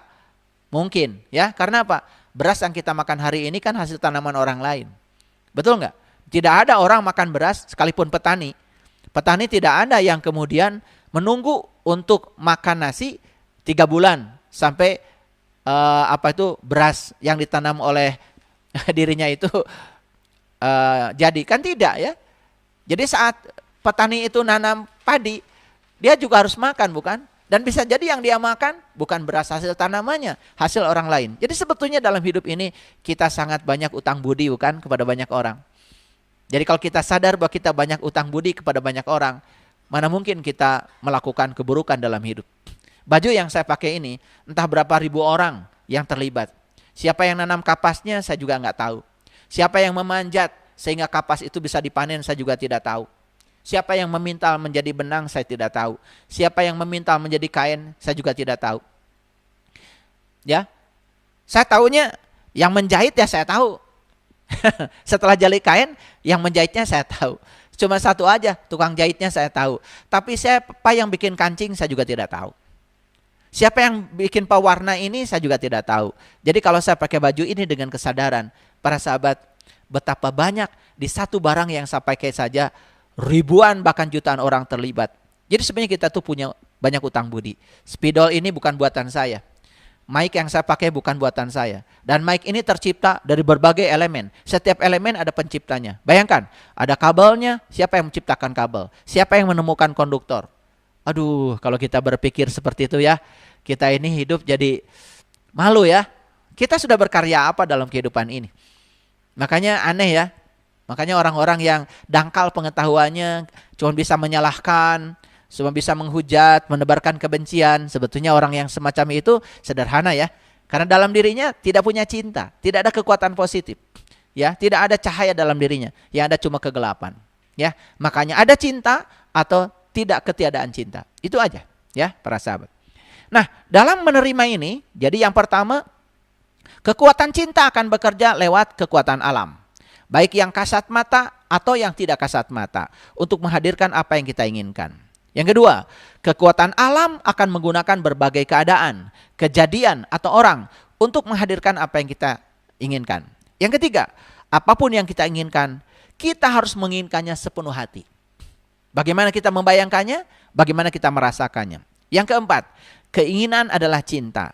Bila keinginan tidak meletup-letup, atau keinginannya itu biasa-biasa saja, tidak meletup-letup, di dalam diri kita nih, maka kita tidak akan memiliki kekuatan yang cukup untuk menuai kekuatan cinta itu. Artinya keinginan itu harus meletup-letup ya, harus meletup-letup, harus kuat di sini. Makanya kenapa ya di dalam bahasa Arab ada yang namanya tekad, yang disebut dengan milik, yang kemudian sering disebut malaikat ya. Itu kan sebenarnya tekad. Jadi keinginan yang meletup-letup itu, keinginan yang sungguh-sungguh ya, kita menginginkannya. Makanya kalau kita keinginannya biasa-biasa saja, itulah yang membuat magnet kita tidak cukup untuk menarik yang kita inginkan.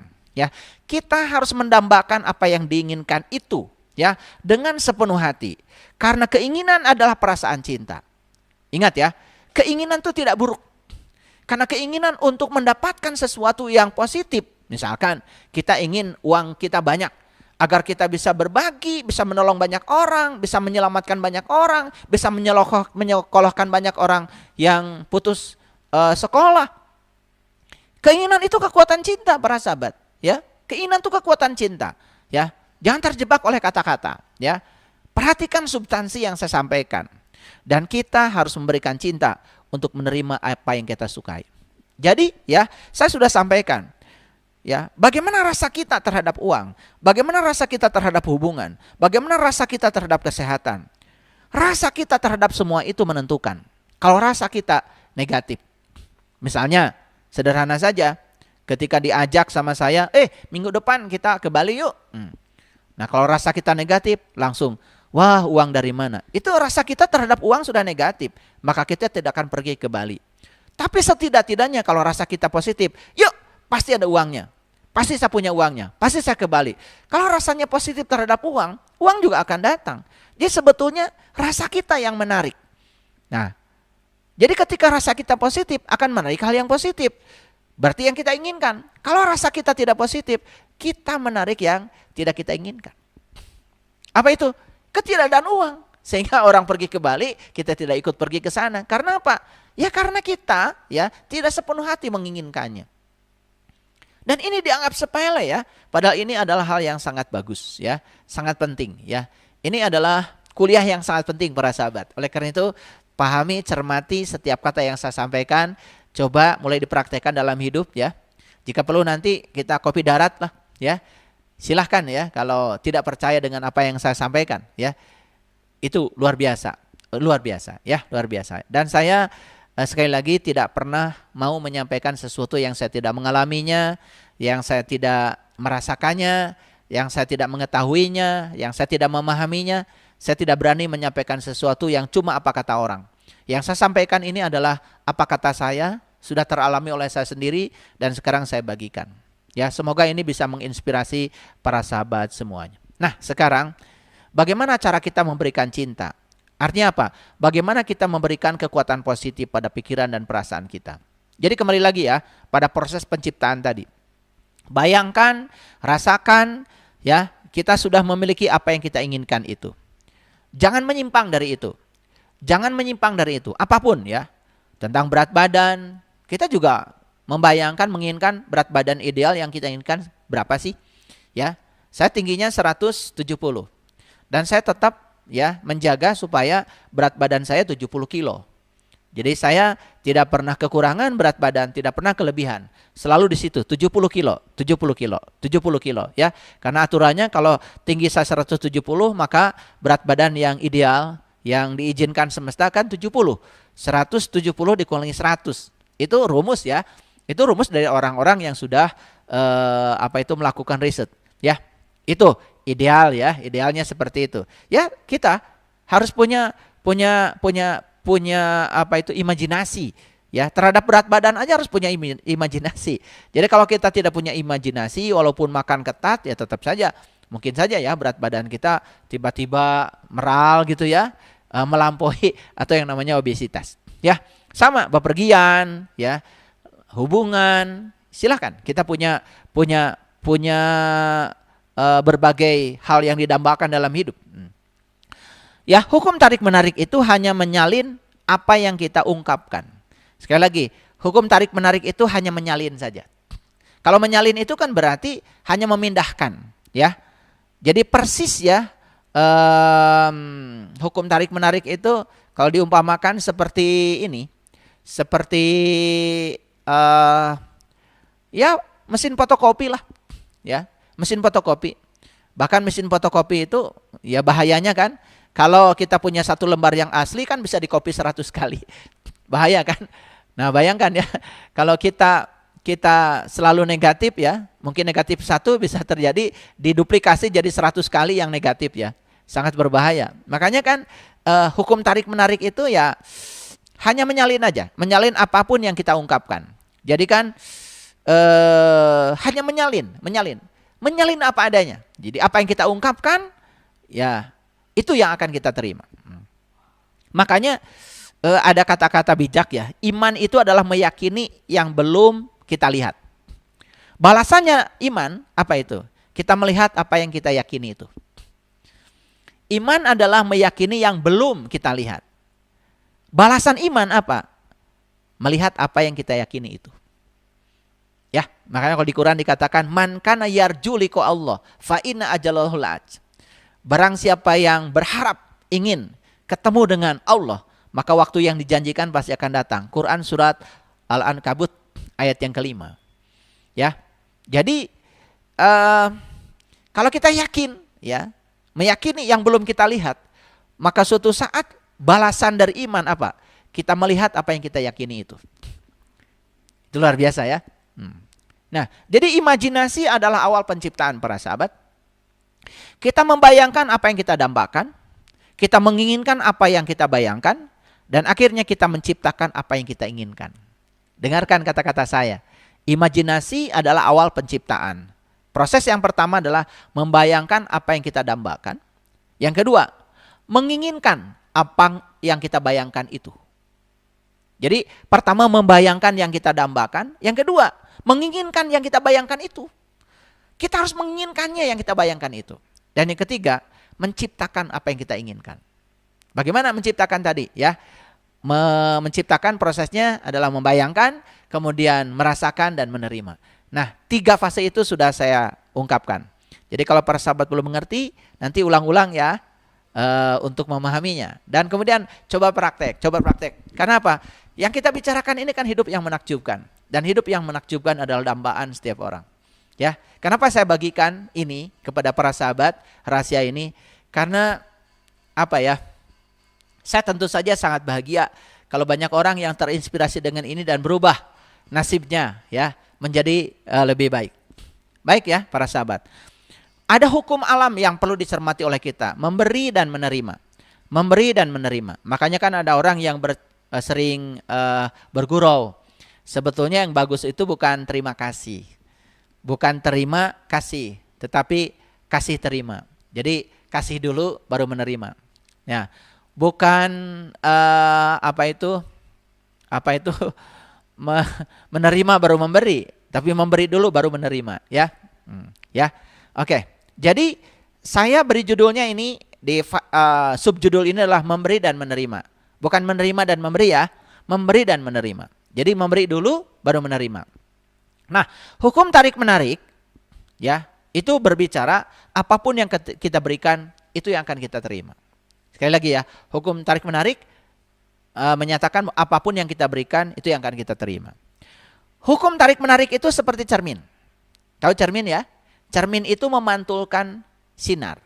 Jadi kalau ini ada benda, di sini ada cermin ya, saya gambar ya. Ini cermin seperti ini ya. Kalau ini ada cermin nih, cermin. Bagian belakangnya ini, bagian belakangnya. Ini kan bagian mukanya ini ya. Bagian mukanya. Makanya cermin itu kan bagian mukanya halus sekali. Nah, jadi kalau di sini ada benda, nih, ada benda, ada orang berdiri ya. Maka di sini akan ada bayangannya, di sebelah sini ada bayangannya. Ada bayangan di sini. Dengan jarak benda, artinya jarak dari benda ke cermin sama jarak dari benda ke bayangan. Nah, kenapa terbentuk bayangan? Sebetulnya karena apa? Ya. Taruhlah di sini ada sinar, dari sini ya, dari kepala ini ada sinar yang datang ke sini. Sinar datang ke sini. Ini satu titik aja, misalkan mata, ya. Sinar datang ke sini, karena cermin itu halus, maka berlaku hukum Snellius. Jadi sinar datang dengan sinar pantul itu berada dalam satu bidang. Di mana sudut datang sama sudut pantul. Jadi kalau ini sudut datangnya, maka ya sebut saja sudut datangnya adalah 20 derajat, maka sudut pantulnya juga akan 20 derajat ke sini. Ya kan 20 derajat. Itu sifat cermin. Nah, makanya ya ini kalau diperpanjang ke sini ya, sinar pantulnya itu akan membentuk bayangan. Jadi cermin itu adalah semua sinar yang datang dipantulkan. Jadi semua yang kita berikan kepada alam, yang diberikan pada semesta, itu akan dipantulkan pada diri kita sendiri. Maaf ya, kalau kita memberikan kebencian, maka kita akan dibenci. Kalau kita memberikan kasih sayang, kita juga akan mendapatkan cinta. Kita akan mendapatkan persis seperti yang kita berikan. Jadi kalau ini mendatangkan sinar ke sini akan dipantulkan. Dan akan dipantulkan pada orang ini juga. Itu sifat cermin yang pertama. Yang kedua ya. Yang kedua, perhatikan ya. Jadi hukum tarik menarik itu seperti cermin. Yang kedua seperti gema ya. Kalau saya bicara berarti gelombang mekanik dari mulut saya ke dinding sana, maka oleh dinding kan dipantulkan ke sini. Itu gema. Jadi dinding itu hanya memantulkan apa yang kita berikan. Yang kita berikan akan dipantulkan pada kita sendiri. Makanya hati-hati para sahabat, ya, kalau kita menebarkan kebencian, maka suatu saat kita juga akan menebar kebencian yang sama yang kita tebarkan. Hati-hati. Makanya daripada begitu lebih bagus kita menebarkan cinta kasih ya. Oke. Nah, yang paling berbahaya hukum tarik-menarik itu seperti mesin fotokopi. Nah, mesin fotokopi itu aslinya cuma 1, kan bisa diperbanyak jadi 100, bisa 1000, bisa 1.000.000. Coba ya, 1 halaman ijazah kita yang asli bisa nggak dibuat jadi 1000 kopinya? Bisa kan? 2000, 3000. Nah, yang paling berbahaya itu ya aslinya cuma 1 tapi bisa diduplikasi. Nah, bahayanya kalau kita sudah menduplikasi. Nah, duplikasi seperti yang saya sampaikan tadi. Jadi kita akan terjebak dalam lingkaran lingkaran yang negatif terus-menerus. Makanya yang disebut dengan duplikasi di sini adalah kita akan didatangi hal yang tidak kita inginkan bertubi-tubi. Ya, mohon maaf ya. Sudah masalah keuangan, masalah hubungan, masalah bisnis, masalah usaha bertubi-tubi, nggak ada yang jalan semuanya. Kenapa itu? Itu ya, karena perasaan kita belum kita ubah, ya. Itu yang saya sampaikan tadi ya, kita terjebak dalam sebuah siklus. Masih ingat ya kajian yang sebelumnya? Ketika kita merasakan hal yang negatif, kita tuh seperti membuat satu jeruji dalam sangkar burung. Negatif lagi, satu jeruji lagi. Negatif lagi, satu jeruji. Jadi akhirnya lengkaplah ya, jadi sangkar burung. Dan kita adalah burung yang terpenjara di sangkar itu. Sehingga apa? Kita dipenjara oleh jeruji yang dibuat oleh kita sendiri. Jadi sekarang tugas kita apa? Yuk kita patahkan semua jeruji yang telah memenjarakan kita. Jeruji-jeruji itu harus dipatahkan oleh kita sendiri. Gimana caranya? Mengubah perasaan. Mengubah perasaan kita. Ya, oke. Jadi dunia adalah semacam kanvas dunia ini. Ya, dunia ini seperti hamparan kanvas. Bagi apa? Bagi imajinasi kita. Jadi dunia ini adalah seperti kanvas bagi imajinasi. Sama seperti seorang pelukis, sebelum dia melukis, pasti dia itu melakukan imajinasi dulu. Apa yang mau dia lukis? Gak mungkin dia tidak imajinasi dulu, bukan? Nah, dengan imajinasi itu kemudian dia menggunakan kanvas ya untuk mewujudkan imajinasinya sehingga terciptalah lukisan yang indah. Dan itu kan sebetulnya dari imajinasi, ya. Oke. Nah, semua hal yang ada sekarang adalah buah imajinasi. Dari siapa? Dari orang-orang yang mengungkapkan cinta. Mic ini buah imajinasi. Dulu kan ada orang teriak-teriak. Betul nggak? Lalu dibuatlah amplifier supaya suara yang kecil itu bisa dibesarkan. Bayangkan ya, saya cerita di hadapan orang yang jumlahnya ratusan ribu. Kan suara saya tidak didengar. Lalu orang berimajinasi, gimana caranya saya menciptakan teknologi supaya suara yang kecil itu bisa dibesarkan, di amplifier, dikalikan. Maka orang berimajinasi, lalu terciptalah mic ini. Orang berimajinasi, terciptalah toa di masjid ya yang sering dipakai speaker. Orang berimajinasi, bagaimana supaya ya suara yang falas pun bisa diedit, Sehingga keluar suaranya kan semua yang kita saksikan sekarang itu adalah buah imajinasi. Kalau tidak ada yang berimajinasi, tidak ada teknologi hari ini. Oke, ya. Kita sadar dengan itu ya. Baik. Jadi imajinasi dari orang-orang yang mengungkapkan cinta. Dan semua produk teknologi pasti dari orang-orang yang memiliki kekuatan positif. Kamera ya, kamera. Sekarang ini kamera tuh udah luar biasa ya. Resolusinya sangat luar biasa. Bahkan kamera ada yang bisa direndam di air ya. Bahkan tidak bisa masuk air. Sehingga ketika orang masuk ke dalam air, semua peristiwa di dalam air bisa direkam, bisa diabadikan. Kita bisa nonton ya bagaimana video-video tentang kehidupan dalam air, satwa dalam air, luar biasa kan? Itu kameranya kan masuk ke dalam air. Itu kan semua buah dari imajinasi dan lain sebagainya. Tidak mungkin saya kupas satu persatu. Ya, yuk kita sadari sekarang. Sewaktu kita membayangkan apapun yang positif, yang kita inginkan dan kita senangi, berarti kita sedang merasakan cinta terhadapnya. Ulangi ya, sewaktu kita membayangkan apapun yang positif, yang kita inginkan dan yang kita senangi, berarti kita sedang merasakan cinta terhadap yang kita bayangkan itu. Itulah yang kita berikan. Dan itu pula yang akan kita terima. Jadi itu yang dimaksud dengan memberi dan menerima. Ya, memberi dan menerima. Bagaimana cara memberi? Berarti memberi itu adalah membayangkan apapun yang positif, ya, yang kita inginkan, yang kita senangi. Saat kita membayangkan itu, berarti kita sedang merasakan cinta terhadapnya. Itu yang dimaksud dengan memberi. Makanya apapun yang kita berikan dan itu pula yang akan kita terima. Ya. Yang kita bayangkan itu harus datang dari rasa cinta, dari kekuatan positif. Tidak boleh membahayakan orang lain. Ya, karena apa?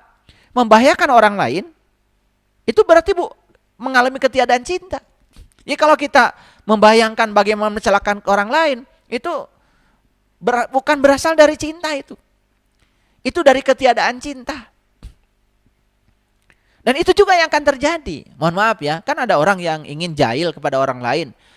Lalu melakukan sesuatu tindakan yang mencelakakan orang lain. Itu jelas, tindakan yang dilakukan dia itu bukan berasal dari cinta. Itu berasal dari ketiadaan cinta. Apa yang terjadi? Dikiranya buat orang lain?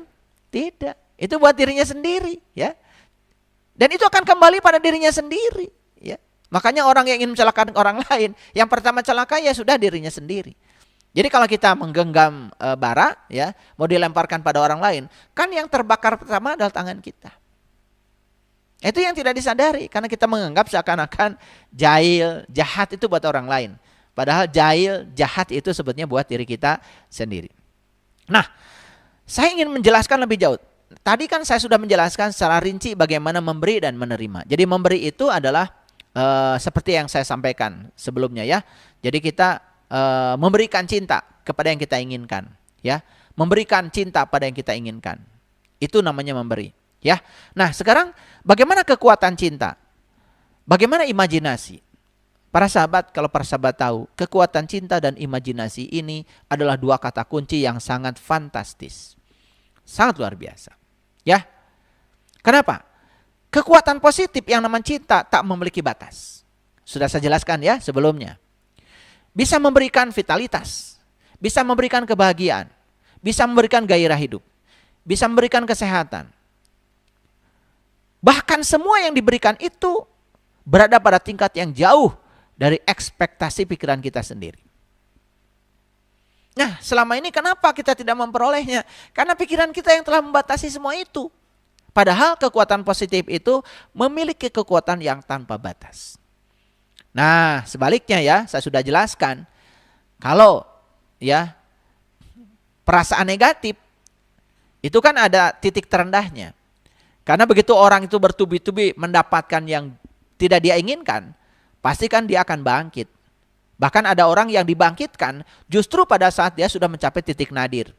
Jadi kalau perasaan negatif itu sebetulnya ada titik batasnya, ada titik nadirnya, ada titik terendahnya. Bahkan itu bisa jadi titik kebangkitan.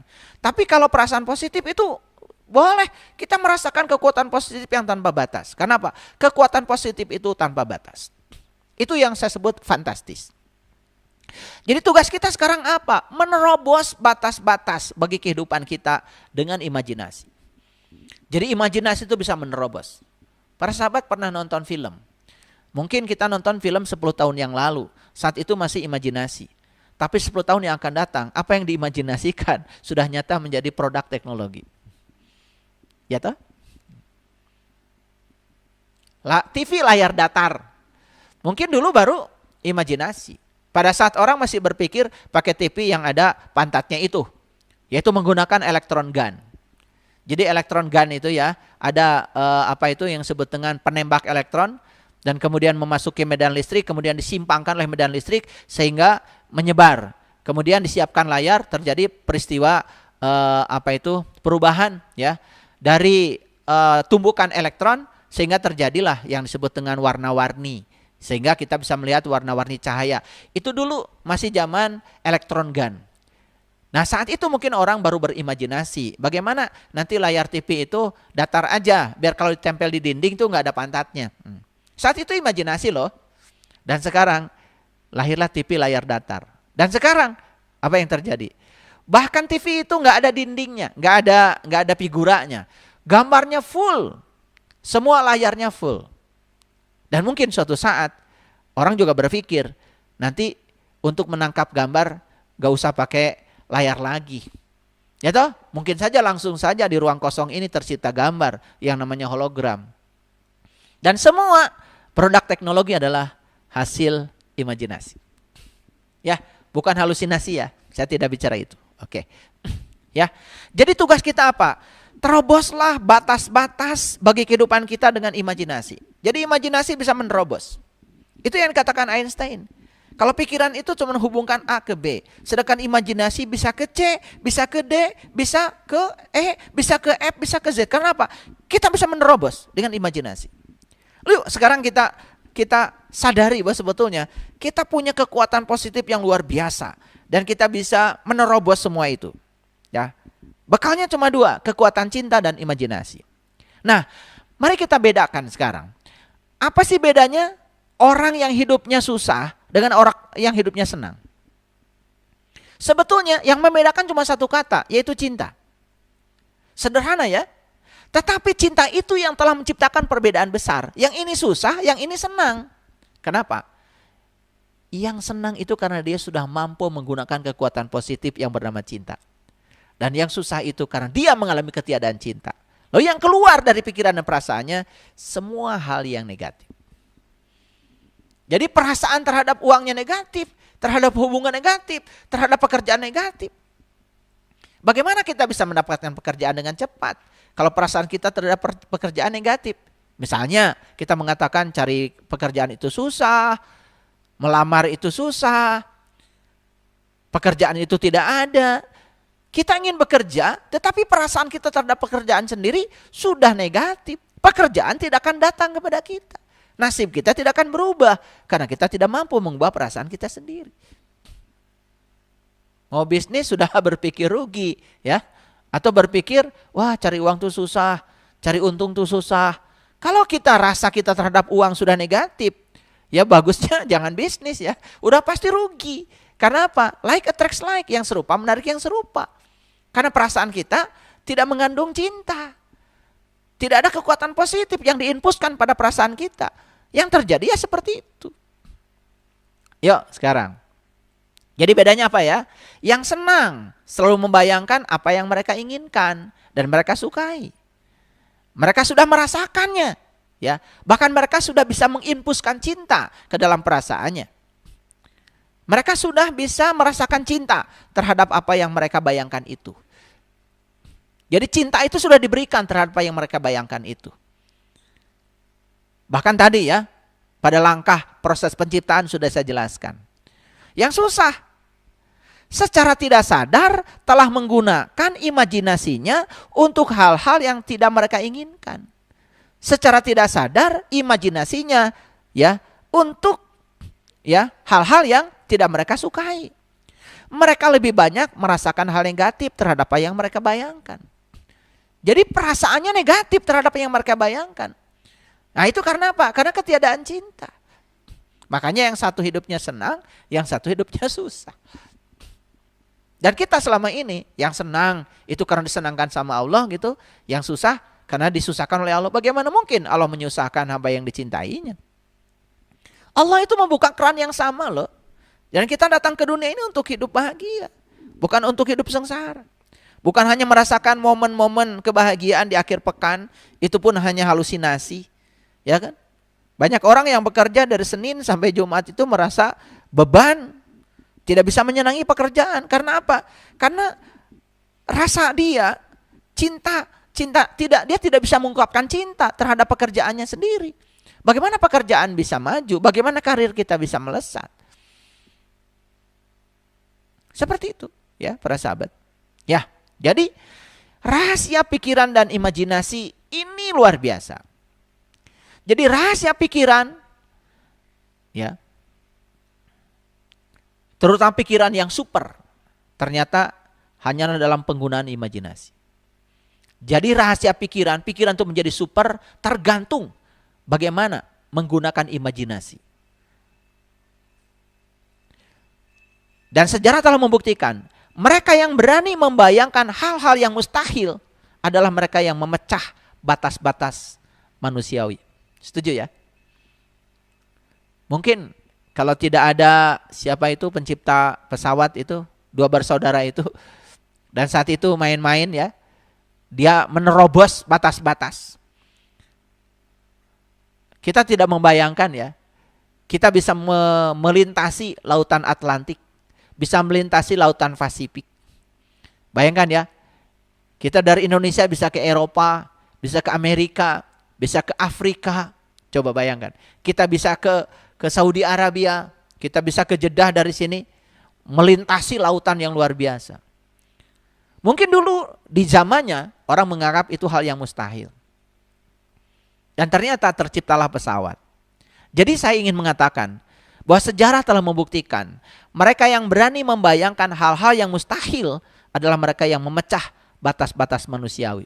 Jadi maksud saya batas-batas manusiawi, maksud saya adalah kebanyakan orang berpikir saat itu diterobos oleh dia. Dan ternyata dia bisa menemukan sesuatu. Itu karena apa? Keberanian. Makanya kata Sokrates, keberanian adalah pengetahuan tentang ketakutan. Keberanian itu pengetahuan tentang ketakutan. Mereka yang punya keberanian itu adalah mereka yang sudah bisa menguasai ketakutan. Dan ternyata mereka bisa melampaui batas-batas. Jadi sebenarnya kalau mereka bisa, kan mereka juga sama-sama manusia. Jadi artinya semua manusia diberi kesempatan yang sama untuk menerobos itu. Ya, tentu saja kita yang kecil-kecilan saja ya. Kita terobos sekarang batas-batas yang selama ini yang membatasi diri kita, ya. Yuk kita terobos. Jadi kalau selama ini kita tidak memantaskan diri kita yang sederhana aja. Wah, nggak mungkin saya sepatunya Adidas misalkan. Ya udah, ya, begitu kita mengatakan sepatunya merek lain, misalkan yang lebih murah, ya udah kita hanya akan mendapatkan itu. Tapi kita terobos, ya. Saya pasti bisa pakai sepatu yang mahal, yang branded. Saya bisa pakai baju yang mahal, yang branded. Kalau itu diterobos, ya, dengan imajinasi kita, yaitu, ya, kita sudah menciptakan proses penciptaan. Ya. Baik para sahabat, kita lihat dalam bidang sains. Ya, sains begitu berkembang luar biasa. Saya kalau belajar ya, dulu saya belajar fisika klasik. Kemudian saya belajar fisika relativistik ya. Kemudian saya belajar fisika kuantum. Saya merasakan itu ada suatu lompatan yang luar biasa ya. Yang awalnya itu cuma dari radiasi benda hitam. Dulu orang menganggap bahwa yang namanya cahaya ini dianggap sebagai rambatan yang kontinu. Ternyata cahaya ini bukan rambatan yang kontinu, ternyata cahaya ini disebut foton. Dan foton itu paket-paket energi. Siapa orang yang pertama mengilhami itu? Itu namanya Planck itu, Max Planck. Dan pekerjaan Max Planck ya tentang itu kemudian diteruskan oleh Einstein. Ditemukan yang disebut dengan efek fotolistrik. Makanya ketika Einstein mendapatkan hadiah tentang efek fotolistrik, beliau mengatakan yang berhak untuk mendapatkan ini bukan saya, kata Einstein, tapi Max Planck. Tapi kan Planck sudah mendapatkan hadiah Nobel. Itu luar biasa ya. Itu. Nah itulah kemudian masuk dalam tataran energi. Maka saya sudah sampaikan bahwa ada tataran materi, ada tataran energi. Dan realitas itu terbentuk oleh dua tataran itu. Di tataran energi kita tahu adalah energi sama dengan konstanta Planck dikalikan frekuensi. Di tataran materi kita sudah tahu ada energi sama dengan massa dikalikan kecepatan cahaya dikuadratkan. Nah, ketika itu disimultankan, dikoherensikan, kemudian itu yang bisa membentuk realitas. Para sahabat bisa mendengar kajian ini di episode yang kedua. Ya, kehidupan yang menakjubkan sudah saya jelaskan ya. Saya tidak mengulanginya lagi. Dalam bidang kedokteran, kita mendapati begitu banyak ya sesuatu yang luar biasa. Dulu kan orang tidak percaya bahwa janin itu ya ketika di dalam rahim tidak bisa dideteksi jenis kelaminnya, golongan darahnya, ya toh? Sekarang dengan teknologi bahkan mohon maaf ya, janin usianya baru beberapa minggu, beberapa bulan ya, dengan teknologi semua sudah terungkap. Sehingga tidak layak lagi disebut janin karena janin itu dari kata jin. Jin itu sesuatu yang tersembunyi. Disebut janin itu karena masih tersembunyi. Sekarang yang di dalam perut pun sudah tidak tersembunyi. Karena apa? Teknologi sudah bisa mengungkap rahasianya. Bahkan jenis kelamin sudah bisa diungkap. Walaupun ya baru beberapa minggu. Itulah teknologi ya di bidang kedokteran. Di bidang olahraga, di bidang seni, ya, mohon maaf ya, sekarang perhatikan ya, di bidang seni, ya, film-film kartun begitu luar biasa, bahkan film kartun yang asalnya di televisi masuk di bioskop, animasi luar biasa, dan itu semua hasil imajinasi dari orang-orang yang punya cinta, yang punya kekuatan positif, dan orang-orang yang ketiadaan kekuatan positif, cuman mager aja. Makanya tidak kebagian apa-apa. Saya sering mengatakan kalau kita ingin kaya harta, maka kita harus kaya 4 dulu. Yang pertama adalah kaya aksi. Harus banyak ya, jangan mager. Loba kadaek kata orang Sunda. Yang kedua harus kaya ilmu, banyak belajar. Yang ketiga harus kaya ide, kaya kreativitas. Dan yang keempat adalah kaya hati. Kalau kita sudah punya 4 ya, kaya aksi, kaya ilmu, ya, kaya ide, kreatif, ya, maka harta itu akan nuturkeun kata orang Sunda ya. Jadi dia akan mengejar kita. Jadi saya dulu pernah berada pada situasi mengejar uang. Kemudian saya menegur pada diri saya. Karena apa? Waktu saya mengejar uang, saya juga mendapatkan uang. Saya beli rumah beberapa dan alhamdulillah rumah itu juga lepas begitu saja, ya. Caranya macam-macam. Kemudian saya refleksi pada diri saya. Kenapa rumah-rumah saya yang dibeli ini kok bisa lepas semuanya? Walaupun ya disebut dalam tanda kutip ditipu orang, tetapi yang jelas lepas, itu cara semesta mengambilnya seperti itu. Dan saya mempertanyakan kenapa harus lepas? Dan kemudian saya refleksi, oh saya waktu itu mengejar uang. Harusnya kan uang yang mengejar saya. Ya kan? Makanya ada kata-kata yang sangat luar biasa ya. Siapa yang mengejar Allah dia dapat 2, Allah dan dunia. Tapi siapa yang mengejar dunia, maka dia tidak dapat dua-duanya. Jadi kalau saya gambarkan kan seperti ini, para sahabat, ya. Sebentar ini saya lipat ke atas. Kalau ini matahari ini sumber cahaya. Ini kita di sini. Coba perhatikan. Kan bayangan pasti di sini. Di belakang sumber cahaya. Nah kalau ini matahari, sebut saja ini adalah sumber energi, sumber asal muasal kehidupan. Sebut saja ini simbolisasi dari Tuhan misalkan. Ya, saya tidak mengatakan matahari Tuhan ya, ini hanya simbolisasi. Karena Tuhan sendiri di dalam banyak kitab suci banyak sekali menyimbolkan dirinya matahari, bulan, bintang, seperti itu. Itu simbolisasi ya. Nah, itu artinya adalah sumber cahaya. Nah, ini kenapa terbentuk bayangan di sini? Karena terhalang kan cahaya oleh tubuh kita sendiri. Coba sekarang, kalau kita ini adalah Tuhan, inilah kita. Inilah manusia. Manusia. Mana bayangan? Inilah dunia. Makanya di Quran dikatakan, ya, sesungguhnya dunia itu adalah bayangan. Nah, sekarang coba, kalau kita bergerak ke sini, bergerak ke sumber cahaya, bukankah bayangan ikut? Jadi siapa yang bergerak ke sumber cahaya, bayangan ikut. Jadi siapa yang menuju Tuhan, maka dia akan dapat Tuhan, dapat dunia. Tapi coba kalau bergerak ke sebelah kanan, terus aja ngejar dunia, terus ngejar uang, apa yang terjadi? Kita membelakangi cahaya. Akibatnya apa? Kita mengejar bayangan kita sendiri. Dan bayangan itu tidak bisa ditangkap, para sahabat. Tidak ada orang yang hari ini sukses menangkap bayangan sendiri. Dan bayangan tidak bisa ditangkap. Jadi artinya, ya saya dapat belajar dari kehidupan saya, kenapa saya harus kehilangan begitu banyak ya yang saya miliki pada saat itu, ya. Tapi saya juga tidak merasa kehilangan saat itu. Saya sadar karena ada yang salah dalam hidup saya, karena semua harus lepas dari saya itu karena cinta kasih semesta. Ya udah, saya sadari. Dan begitu saya sadari, saya dapat pesannya, dapat pelajaran. Oh, pada saat itu saya salah arah. Jadi saya arahnya menuju kepada kegelapan. Saya menuju kepada dunia. Saya mengejar dunia. Lalu saya membelakangi cahaya. Kemudian saya ubah.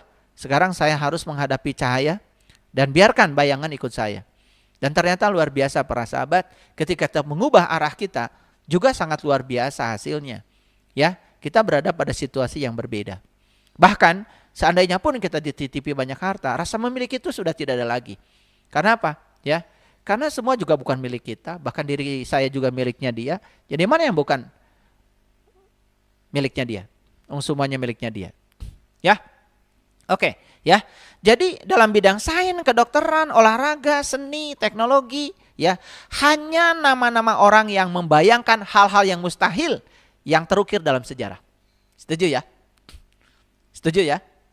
Kita dengar ya, nama-nama orang yang terukir dalam sejarah siapa itu? Sebetulnya orang-orang yang terukir dalam sejarah adalah orang-orang yang berani membayangkan hal-hal yang mustahil. Di zamannya mustahil, ternyata jadi kenyataan sekarang. Dan orang itu terekam dalam sejarah. Betul ya, para sahabat? Oke, ya. Jadi mereka yang telah mengubah dunia adalah mereka yang berani menerobos batas-batas imajinasi. Sesuatu yang mustahil bagi orang, bagi dia tidak mustahil. Sesuatu yang impossible bagi semua orang, dia ubah impossible menjadi I'm possible. Lihat ya.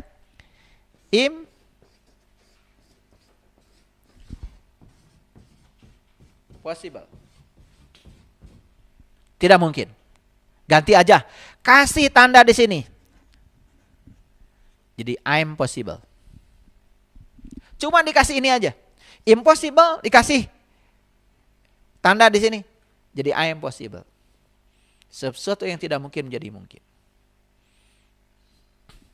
Saya dulu begitu nyampe di Bandung, ya, lihat rumah-rumah yang besar di Bandung. Mungkin banyak orang yang membayangkan, nggak mungkin saya bisa memiliki rumah itu. Karena saat itu impossible. Tapi alhamdulillah, sedikit pun saya tidak pernah memiliki pikiran impossible. I'm possible. Semuanya mungkin. Dan ternyata saya juga kebagian rezekinya bisa punya rumah di Bandung.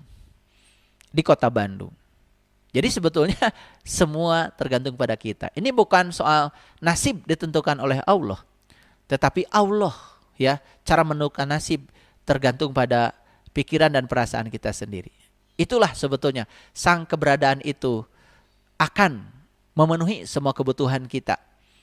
Manakala kita sudah bisa mengubah pikiran dan perasaan kita. Coba renungkan. Semua kehidupan kita saat ini adalah semua yang pernah kita bayangkan, bukan?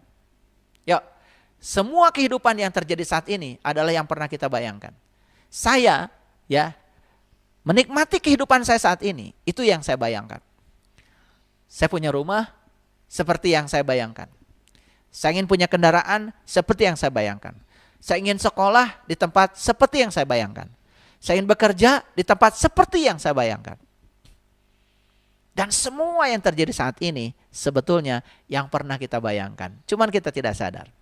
Baik ya, semua yang kita miliki, yang tidak kita miliki, semua situasi dan keadaan hidup kita adalah sama persis dengan yang pernah kita bayangkan. Semua yang kita miliki, semua yang tidak kita miliki, semua situasi yang dan keadaan hidup yang terjadi kepada kita saat ini persis dengan yang pernah kita bayangkan. Persis dengan yang pernah kita bayangkan. Jadi Apapun yang dapat kita bayangkan sebetulnya sudah ada. Makanya ada kata-kata bijak. Semua yang dapat kita bayangkan nyata. Karena sesuatu yang dapat, apapun yang kita bayangkan itu sebenarnya sekarang sudah ada. Yuk sekarang saya kasih contoh. Ada yang membayangkan mobil baru nggak di tempat ini? Ada kan? Mobilnya sudah ada di dealer. Ada yang membayangkan moge, motor keren yang besar gitu. Ada nggak? Ada. Motornya sudah ada. Ada membayangkan banyak uang nggak? Uangnya sudah ada kok. Semua yang dapat dibayangkan itu sebetulnya sudah ada. Yuk sekarang, seberat apapun situasi yang kita hadapi, bayangkan akhir yang baik. Dan rasakan akhir yang baik. Itulah cara mengubah keadaan dari situasi seperti yang kita inginkan. Apapun keinginan yang dapat dibayangkan, semuanya sudah ada dalam penciptaan. 5.000 tahun yang lalu, apapun yang mungkin diciptakan sudah selesai. Betul? Orang 5.000 tahun yang lalu baru imajinasi. Tetapi apapun yang dapat dibayangkan 5.000 tahun yang lalu, bukankah sudah selesai? Betul? Kenyataannya sekarang semua menjadi terrealisasi. Bahkan 5.000 tahun yang lalu apapun yang mungkin diciptakan sudah selesai. Bahkan sudah lengkap. Bahkan sudah ada. Dan sekarang sudah terjadi. Dan dapat kita rasakan. 5.000 tahun kemudian fisika kuantum telah menginformasikan kepada kita tiap sesuatu kemungkinan dan segala sesuatu yang sebenarnya itu sudah ada saat ini. Apapun yang dapat kita bayangkan dalam hidup sebenarnya sudah ada. Setiap kemungkinan yang ada memang sudah ada. Itulah para sahabat. Di episode yang kelima ini saya berbicara lebih dalam lagi. Lebih dalam lagi. Dan itulah hebatnya ketika kita mau belajar. Apalagi ketika kita mau mengimplementasikan hasil belajar. Selamat mendapatkan kehidupan yang menakjubkan. Walaupun baru episode yang kelima, saya percaya para sahabat yang sudah mencoba untuk mengimplementasikan semua rahasia semesta ini, mungkin sudah merasakan walaupun di tingkat yang sedikit. Gak apa-apa positifnya satu. Karena perasaan yang sudah satu positifnya nanti juga akan menimbulkan hal yang diinginkan. Dan hal yang diinginkan dan kita cintai akan menimbulkan perasaan positif dua. Dan akan membangkitkan, mengundang perasaan apa hal yang diinginkan lebih banyak lagi. Dan itu terus menerus akan seperti itu. Yuk kita sekarang rubah nasib kita dengan cara mengubah pikiran dan perasaan kita. Membayangkan, merasakan, dan menerima. Terima kasih. Assalamualaikum warahmatullahi wabarakatuh.